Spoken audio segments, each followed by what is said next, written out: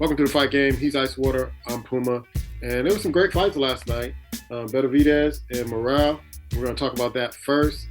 And I think Benavidez, I can see it on his face during the fight that he's like, you know what? I didn't come into this fight respecting this dude, but I got a lot of respect for him now. Because Morale made an account of himself in that particular fight. And I remember you texting me like, man, this Cuban came to fight. And I'm like, yeah, he did. And I see Morale taking on other contenders and doing really well against them. And you told me, because I missed it because my feed went out, that he got knocked down in the 11th, Benavidez, by Morale. That, you know, I thought it was a great fight. They were brawling, they were going after each other. Your thoughts on the fight, man? Yeah, I think you're absolutely right. I agree with you. First of all, I think Benavidez thought it was an easy fight. Maybe because of the fact that I think Morel only had like 11, 12 fights at max. So I thought maybe didn't think he had enough experience, and that's what he kept saying he was gonna break his face. But when he got in there, Morel is a nice boxer. He has power. And Benavidez is a tough dude. He's a tough customer.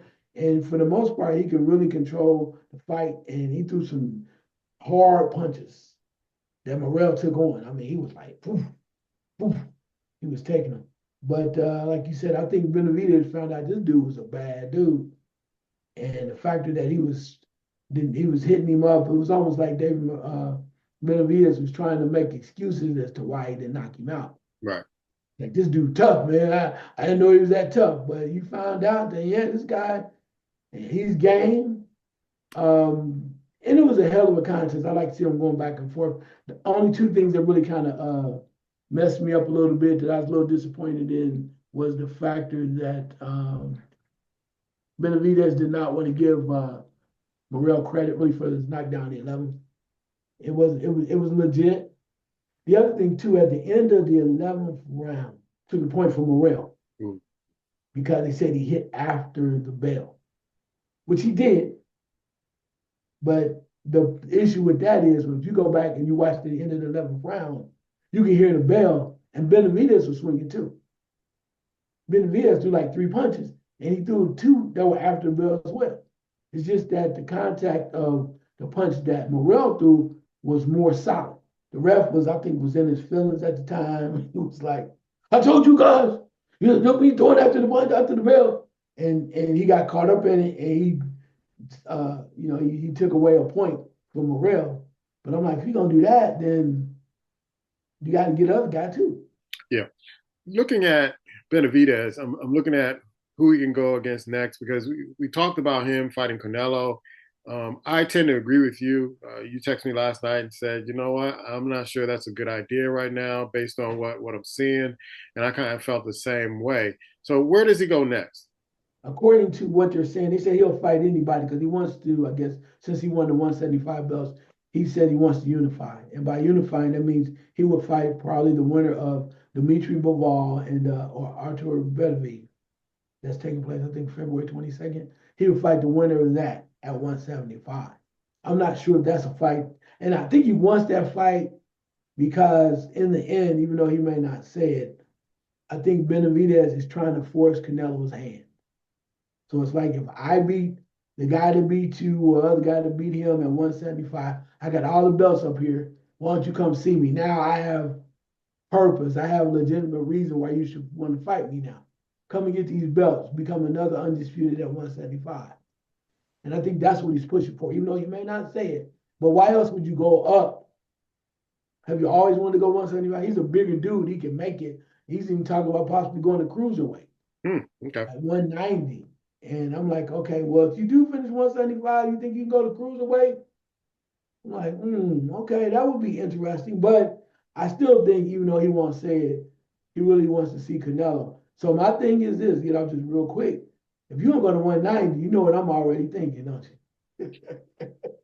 Hey, it's a fight. If you're gonna go 190, you think you the man. I need to see. I want to see the little man fight somebody again. So Usyk versus bring Benavidez up to 190 because he can drop back down to 190. Why not? I mean, it's a fight. I just want to see good fights. if you're the king of the heavyweights, what it would have to take a lot of money to drop down and go back to cruiserweight to fight somebody. I would have to say that there would have to be literally nobody to fight in the heavyweight division for him to do that. Is there who name me two people besides okay, well, the one is Du No Bois. Du Bois, he's gonna fight him. I'm looking Okay, at and after Parker, that, who? Joseph Two. Parker, who is one of the champs over in the UK. I could see him fighting some other up and coming heavyweights, but to come back down to cruiserweight, unless Benavidez is going to come up to heavyweight, I'm not coming down to cruiserweight at this particular point. Hey, it's for the money. I mean, if you other than Dubois, who else need to fight? Yeah, Up and coming. Who's up and coming? Is there a Russian dude? Isn't there a Russian guy? Somebody a Russian boxer or somebody over there? I think there is, and I know there's the Chinese Zhang, who's out Zing, there. and then I think he run through him. But then I think there's another African guy of African descent that's pretty good too. Yeah, Somebody like that maybe, but like I told you before, I don't think there's anybody else. He conquered what he needs to conquer. I don't see unless they say what Klitschko coming back. He won a shot. no, I don't see that happening. Let's go to Cowboy Fulton. He upsets Figueroa in their rematch for the title. And I kind of felt when I was watching the fight and I was texting you that it almost seemed like Fulton kind of cruised for the later rounds. He was on the ropes too much. I'm like, okay, he's blowing it. He's blowing it at this particular time, but he gets the nod. I was on the phone with our boy Ed, and he was kind of saying the same thing. Like, man, why is this guy fighting? Get off the ropes. Get off the ropes. Because to me, a fighter on the ropes and a fighter being more aggressive going after the fighter on the ropes makes it look bad for certain judges. I've seen fights like that where the guy's not really landing much, but he looks like the aggressor and he's pressing the fight. And it's almost like Cowboy Fulton. I love the way he came out in the first few rounds, but it seemed like I didn't know whether he was hurt. I didn't know whether he was tired, but it's like, that's not a good look, dude. And I don't know if you can win a fight like that going in the future. No, I get that, and I think if it was a different fighter, Ben in his corner told Cowboy Fulton he should not be on the ropes. He should be in the middle of the ring because the way he was wanting to fight earlier was through counterpunching. Like Mm-hmm. he's beating Figueroa to the punch, and Figueroa just no matter how much he tried, he couldn't counter him. So that's what Figueroa was trying to do. But Cowboy Fulton stepped up right, was countering him, moving around, pop, pop, pop, pop, pop, pop. And even when he went on the ropes, I will say this. Granted, I don't agree with the strategy of being on the ropes.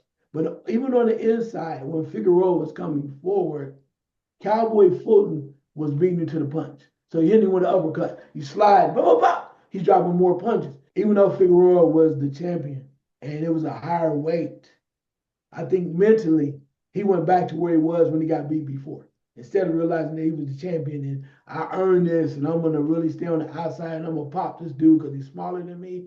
But I think he fell into the same trap. You know, sometimes you go, oh man, this dude got me again.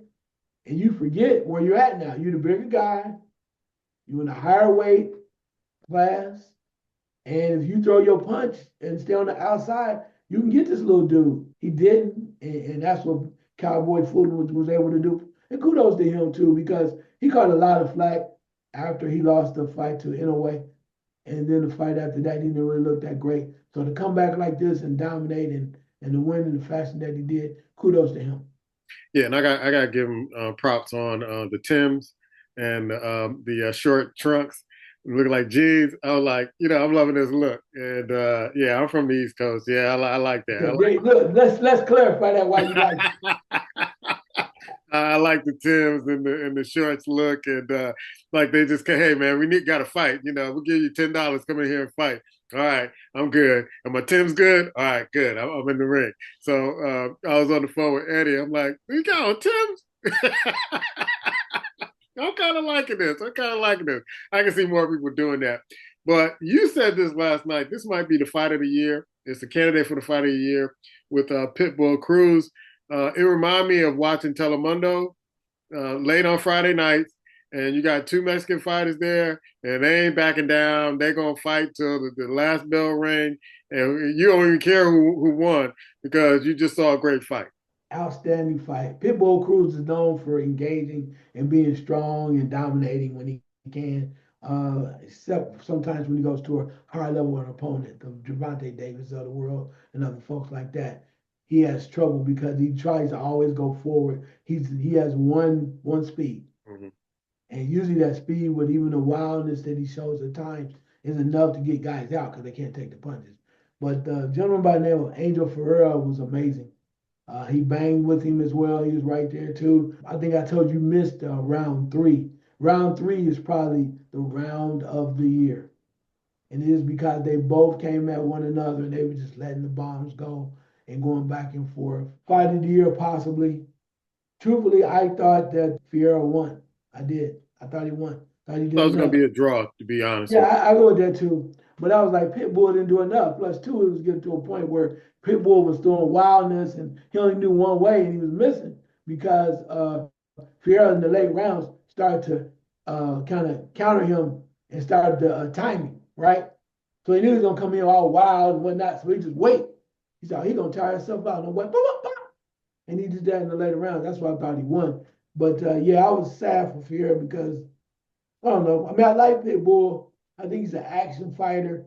But when I think about champions and greatness, I think he lacks a lot. It lacks a few things. And I thought that Fury had done enough because he was patient. He showed a lot more. He wasn't as aggressive. I think Pitbull's aggressiveness is what won him the fight over Fury. I think that's what the judges were watching. But when you watch the connectivity later around, not being sloppy and seeing like they were more in control, I think Fury should have won the fight. you. All right. Let's go over the UFC Europe, or Saudi Arabia, as they called it last night. And Israel, Asante, did not look good yesterday. And it's calling into question of his career, whether or not he should retire or not. He just doesn't look like the same fighter. He got caught with an overhand right, and that was his demise in, I believe, the second round. And he just looked disappointed. I haven't seen the interviews after the fight or how he feels, but he just doesn't seem like the same fighter that we saw years ago when he was just dominating the middleweight division. No, I agree with that 100%. Watching him fight and early on, it's almost as if he owed Dana White one, right? Mm. Dana White was like, yo, we need somebody for UFC for pay-per-view. You need to come on. He's like, oh, I'm always in shape. I'm ready to go. Because the one thing I know is about Israel, and I think he's still has been one of the top fighters that I've seen in a long time. When he has a reason, like for instance, I think he faced a guy like an amateurs or they fought in another sport and the guy beat him a couple times. When he has a reason to fight and focus, there's not too many people that can challenge him in the ring. But these last few fights that he struggled in or got beat, it's either he's lacking or missing something, his skills are eroding, or he's not focusing, man. He's just not. And I'm like, why are we watching you anymore? You don't want to fight. I mean, it's the money. You can do what you want to. Mm-hmm. But don't get me amped up and doing all your little theatrics and stuff that you do to get you hyped up. Because like I told you earlier off air, if John Jones was like that, was losing, he wouldn't be fighting anymore. And I think that's the difference between good and great. I think that Israel is great, but John Jones he's gonna always be prepared and he's gonna handle his business. So I don't know if Israel needs to retire or whatever, or maybe they just need to make sure that they give him some competition that he respects or he will prepare strong for, because it's just sad to see him in that position. Well, I picked up some interesting stats on Israel. Is that in boxing, when he was boxing, he was 5-1. In kickboxing, he was 75-5, and in MMA, he's 24-3, which was a total of 104 wins and 9 losses in 3 different combat sports, which is to me pretty much insane at this particular point.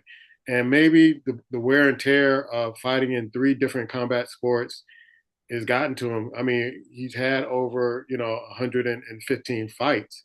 And so, in those 3 combat sports. And maybe it just takes his wear and tear. And, maybe he should consider retirement at this particular point. No, I can see that. And if that's the case, then like you said, we don't know if he needs the money, if he's doing it for the money or whatever reason. But if he can't be at fight at his highest peak or highest level, then maybe it's time to retire and walk away. but he still feels, he'll probably tell you he still feels young, still feels good. He'll come in and do whatever. But I just like to see him in his full capacity and I think that's the point for me where it's mental because when he's on. It's hard for anybody to, I mean, you might battle him, but you look at some of the toughest fights he's had. When he's on, he's prepared, well prepared, he usually comes out as the victor. Yeah. And it's kind of sad, to try to tell a fighter like of his caliber, like, hey, it's not your night. It's not going to be your night the next night. So, you might want to hang it up. And I know he has a passion for fighting. He has a passion for the spotlight, but don't go out there and hurt yourself for fame and fortune when you could do other things to really kind of make your money. Any other news that we should know about? No, just waiting on some other stuff to come down the pipe, like we mentioned. The Baval and Beterbiev Turk is over there making things happen. You know, Turkey is like making things happen. Possibly getting that Ryan Garcia fight with Devin Haney coming back around. Some other things too. We are definitely getting fired up about the Crawford versus Canelo. Again, the one thing I want to say about that too is because I know we had talked about this before is the factor that there's not going to be a hydration clause in there. Right. Yeah, you So text me it's that. going to be wide open. Yeah. What you see is what you get. We're gonna end this show because I just got a message that Carissa Shields that fight's getting ready to come on. So we gotta watch that and then report on that next week. So he's Icewater, I'm Puma, and this is the fight game.